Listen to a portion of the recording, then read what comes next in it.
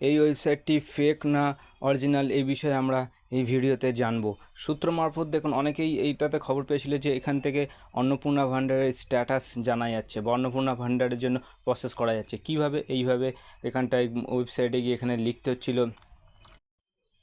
AYN24.in এরকমভাবে লেখার পর একটা ওয়েবসাইট, একটা পেজ ওপেন হচ্ছিলো যেখানে আপনার ব্লক, আপনার ব্যাঙ্ক অ্যাকাউন্টের লাস্ট 4টে ডিজিট এসব দেওয়ার পর আরেকটা পেজ ওপেন হচ্ছিলো যেখানে আপনাকে ডকুমেন্ট আপলোড করতে হচ্ছিলো এবং ডকুমেন্টের নাম্বার দিতে হচ্ছিলো।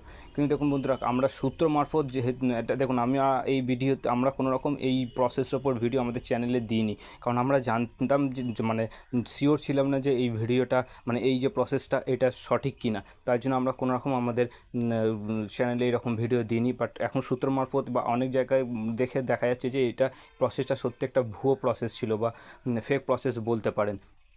তো দেখুন কী করে বুঝবেন যে এই ধরনের জিনিসগুলো অরিজিনাল কিনা। প্রথমে দেখুন ওয়েবসাইটে কোনো রকম গভ কথাটা উল্লেখ নেই, মানে গভ মানে গভর্নমেন্ট, ওয়েবসাইটে এরকম কিছু উল্লেখ নেই। তাছাড়া ওয়েবসাইটে যখন ওপেন হচ্ছে এখানে গভর্নমেন্টের কোনো সাইন বা কিছু দেওয়া নেই। আর তাছাড়া গভর্নমেন্টের জিনিস হলে আপনার শুধু নর্থ চব্বিশ পরগনার জন্য দেবে না, পুরো পশ্চিমবাংলার জন্যই আসবে।